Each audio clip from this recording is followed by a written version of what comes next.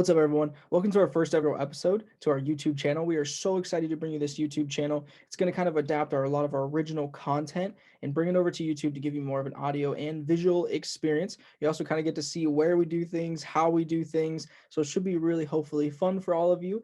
And we're going to kind of start off with our What Happened To series today. And then eventually we will start posting episodes of our Sports to the Looking Glass series where we do go back and kind of go over some sports, their history, the leagues, all that fun stuff. But before we get into today's episode, let's go ahead and roll the intro. I'll see you in a few seconds. Hello, Deep Dive Sports listeners. How are you doing today? Welcome Hello, to the first and episode. welcome to the very first episode Behind of the What's Scenes going on, Sports ladies and gentlemen? Presented by Deep Dive Sports today. What up, We are everybody? having Welcome to the new first segments ever called Out Lights episode All right, guys, Out welcome. presented by Hello, everyone, and welcome to the first episode of On the Pitch presented by Deep Dive What's going on, Sports. ladies and gentlemen? I'm We are your Deep host, Dive Doc, Sports. and I'm joined with the Shakes. We are starting out with a bang. Hello, everyone, and welcome back to another episode of On the Pitch presented by Deep Dive Sports. All right, hello, presented by Sports. Hello, everyone, and welcome back to another episode of On the Pitch. Hey, how's it going, everyone?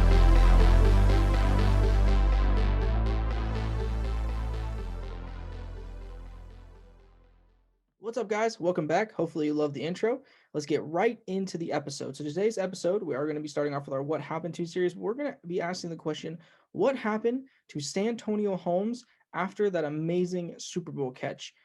So that's obviously the main goal of this episode. But before we kind of learn what happened to him, let's go ahead and learn about the journey before we got to that point. So Santonio Holmes Jr. was born March 3rd, 1984 in Belly Glade, Florida. In his early childhood years, Holmes and his mother, Patricia Brown, did not live in a great neighborhood. And in the week leading up to Super Bowl 43, where he had that amazing catch, Holmes did an interview with the Miami Herald where he gave everyone a look into his childhood and how his desire to play football played a big role in preventing him from ending up like so many other young men in that community. In the years leading up to high school, Santonio Holmes was going down a path that not even he believed in. But because of the area that he was in and the pressures of the community, he decided to start selling drugs. Like many of his classmates, he would start off to school in the morning and he would either not make it or he would skip after his first couple classes to go and sell drugs on the corners. He goes on to say that he and his family really did not need the money for food or essentials. He mostly used it on gifts for himself, like shoes and other kinds of things. But as Holmes got older, he remembered deciding that he loved football so much and that he was so good at it, he wanted to pursue it at another level, that it was just so much more important than selling drugs for shoes or other gifts. And he just didn't want to end up in jail or even worse. When looking back at Holmes' high school athletic career, his decision to stop selling drugs and to play football helped him letter in not just football, but basketball and track as well. He became a multi sport athlete. Santonio Holmes helped lead his basketball team to the championship game his senior year. Unfortunately, they did lose, but he also helped his track team win the state title his junior year and was a part of a 4x400 meter relay team that won two state titles. Along with all these accolades in other sports, he did help the football team as well to two state titles. And if all these athletic accomplishments were not enough for you, he did also end up graduating with a 3.4 GPA. So imagine being able to be, an all A and B student and also that kind of an athlete. That change from as a young child into those high school years is huge. All of this was enough to draw some attention from colleges. Ultimately, Holmes chose to attend The Ohio State University, where he was there from 2002 to 2005. Now, he did not get to play in 2002 when Ohio State won the national championship because he was redshirted, but in the subsequent 3 years, he was able to catch 140 balls for 2,295 yards, 25 touchdowns. He averaged 10.1 yards on 38 punt returns, one of which was a touchdown, and he did average 22.4 yards on 19 kick returns. Not only did he have, record-setting numbers at the time, but during the combine leading up to the draft, he also ran a 4.38 40-yard dash, which is pretty fast. I mean, we've had people, I think, who've in that 4.2 range, but at the time, he was quite a burner. So all of this put together was enough to convince the Pittsburgh Steelers to move up from 31 to 25 in that draft and take Holmes. In his first year in Pittsburgh with the Steelers, He was not a starter till about the end of the season, and he had trouble holding onto the ball on kick and punt returns. But despite all of that, he still put up 824 receiving yards and 2 touchdowns. In 2007, he was named a full-fledged starter, and he led the Steelers in receiving yards and touchdowns. He had 942 yards receiving and 8 touchdown catches, and he also led the league in yards per catch. Even though he had a dominant receiving season, he did lose his return duties because of those fumbling issues, and he was like really trying to get it back in 2008. But during the 2008 season, Holmes actually didn't really have that good of a season, definitely not as good as 2007. And he was even benched twice by Mike Tomlin because he was arrested on possession of marijuana during the season. But this did not stop him from having a huge impact on the Steelers, and especially during the playoffs, because if you remember, he helped lead them to the Super Bowl that year. And in the Super Bowl, Santonio Holmes had 9 receptions for 131 yards and a touchdown. Now, 4 of those receptions, 73 of those yards, and that touchdown came on the final drive of the game. Yes, the game winning drive that led to the catch. And if you haven't seen that catch yet, I'm just going to post that here in the video. Go ahead, take a couple seconds to look at it. I do recommend that if you haven't seen it, if you haven't seen it even in person or you haven't watched a video on it, I would go watch it because it is probably one of the greatest catches, not just in Super Bowl history, but of all time. I think it's right up there, top 10. And just the way he's able to contort his body, catch it, and tiptoe right there in the corner, especially for the win. It's probably one of the best catches and one of the most important catches in NFL history. So now that we've kind of made it to this point, we can actually answer the question, what actually did happen to Santonio Holmes after he made that catch? And by the way, he also won Super Bowl MVP. So all this stuff, his career building up to this point. Well, actually in 2009, he had his best season of his career. He had 79 catches, 1,200 yards, and you would think up to this point, you're like, oh my gosh, Super Bowl MVP, made the catch, had an amazing season after. He is going to be a long-standing wide receiver in the league. He's going to be a Steelers legend, and he'll probably re-sign with the team and stay. But weirdly enough, it would kind of his downfall would start. And in that offseason, he kind of had that final brush in with the law that the Steelers brass just decided that they had had enough. We did go over that arrest for possession, but prior to joining the Steelers for his rookie campaign, Holmes actually was arrested 2 separate times going into his first season. Once in Miami Beach, Florida for disorderly conduct, and he ended up paying a fine for that.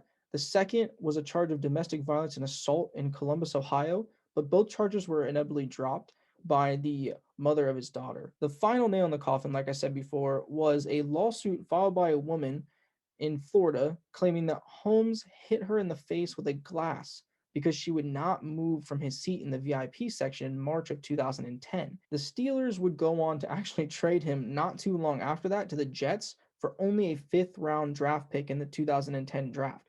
Now, so many Steelers fans were like, we didn't get enough for him, even analysts at the same time. But because of his troubled past and his brush-ins with the law, I think that was about all they could get out of him. But the Steelers were able to turn that pick into something.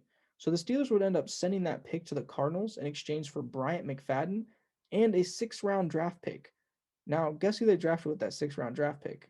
Antonio Brown. Now, we all know how that turned out, but in the years that he was there and he was productive, I think that worked out pretty well for them.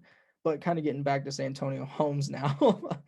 Not only did the Steelers ship him out to the Jets, but he was actually suspended for the first 4 games that next season due to violating the league's substance abuse policy. Now, after those 4 games, I don't think it really affected him much because in his first season with the Jets, he helped them to the AFC Championship game, being just as dominant as he was with the Steelers. Now, unfortunately, Holmes did kind of lead his team to the AFC Championship game, but they ran into his former team of the Pittsburgh Steelers. They would end up losing, but Holmes had put on enough of a show that he was going to get a payday. And Holmes got a 5-year, $50 million deal with $24 million guaranteed. And he would also be named a captain. Again, you would think, okay, he had a few brush-ins with the law. They traded him. He's kind of back to being a dominant wide receiver. There's nothing else that can go wrong. But weirdly, Holmes would have like his worst season ever.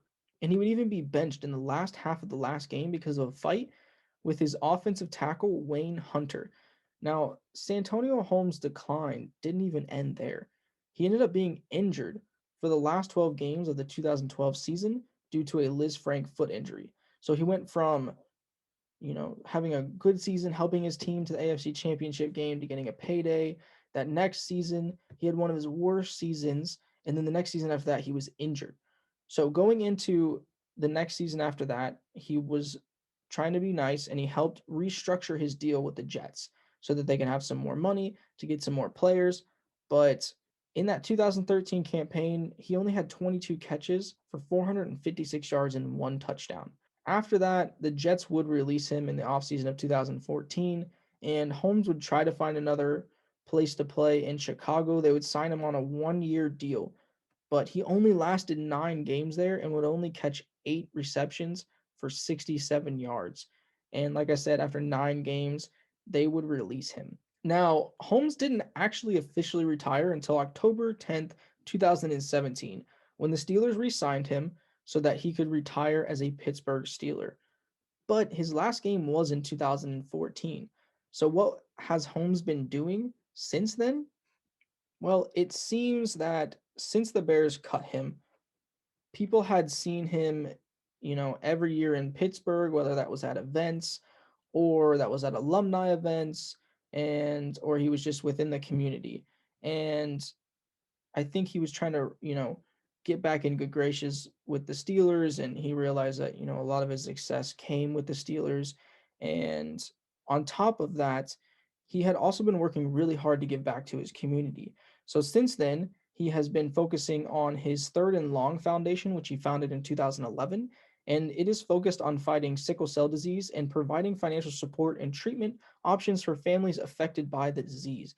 Also, this past Christmas in 2020, Holmes and his 10 All In Foundation joined United Healthcare and Farmers from the U.S. Sugar in purchasing and donating almost $15,000 worth of gifts for the families of Belly Glade, Florida.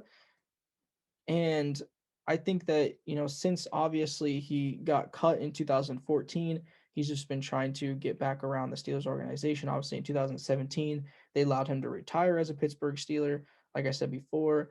And then he's just been trying to do his best to give back to the community, which I think he ultimately always wanted to do. That's why he came out with that interview he did right before the Super Bowl, and just kind of telling his story so that maybe other people in his situation could try to make similar decisions or better decisions with their lives as well.